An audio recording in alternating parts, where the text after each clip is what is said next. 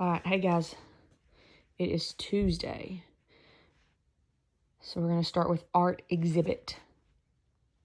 We had an art exhibit last week in the basement of the courthouse to benefit the library. Price of admission was 1 book or 10 cents.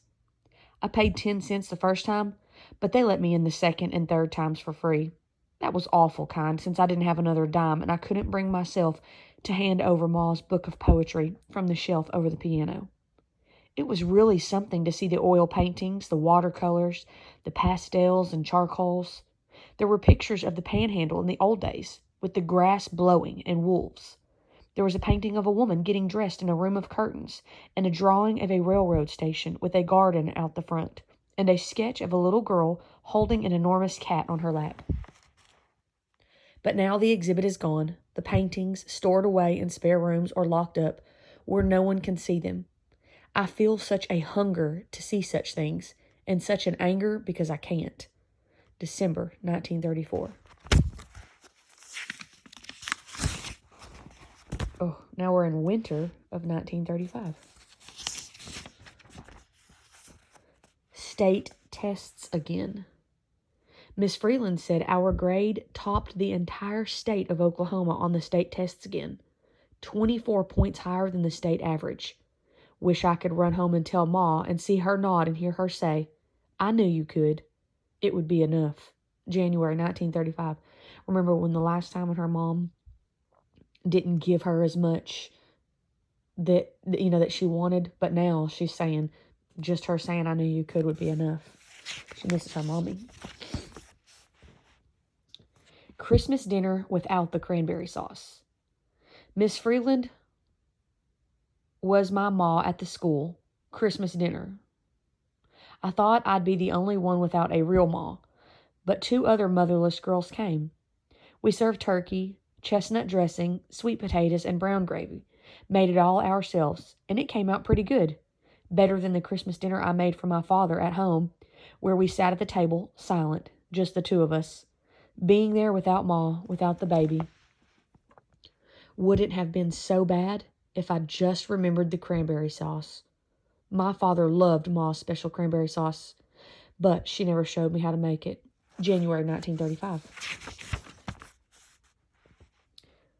Driving the cows. Dust piles up like snow across the prairie. Dunes leaning against fences. Mountains of dust pushing over barns. Joe D. LaFleur can't afford to feed his cows, can't afford to sell them. County Agent Dewey comes, takes the cows behind the barn, and shoots them. Too hard to watch their lungs clog with dust, like our chickens suffocated. Better to let the government take them than suffer the sight of their bony hides sinking down into the earth.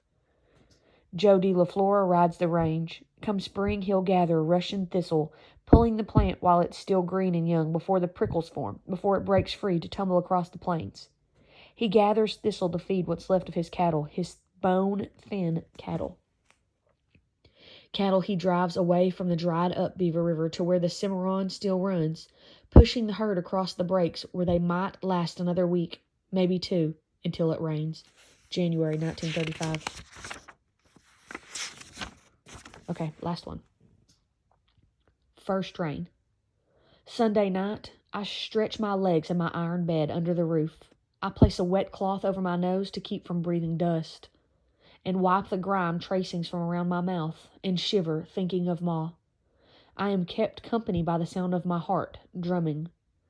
Restless, I tangle in the dusty sheets, sending the sand flying, cursing the grit against my skin, between my teeth, under my lids, swearing I'll leave this forsaken place. I hear the first drops, like the tapping of a stranger at the door of a dream. The rain changes everything. It strokes the roof, streaking the dusty tin, ponging. A concert of rain notes, spilling from gutters, gushing through gullies, soaking into the thirsty earth outside. Monday morning dawns, cloaked in mist. I button into my dress, slip on my sweater, and push my way off the porch, sticking my face into the fog, into the moist skin of the fog. The sound of dripping surrounds me as I walk to town. Soaked to my underwear, I can't bear to go through the schoolhouse door. I want only to stand in the rain. Monday afternoon, Joe D. LaFleur brushes mud from his horse. Mr. McKinnon hires my father to pull his olds out of the muck on Route 64. And later, when the clouds lift, the farmers surveying their fields nod their heads as the frail stalks revive. Everyone, everything, grateful for this moment, free of the weight of the dust. January 1935.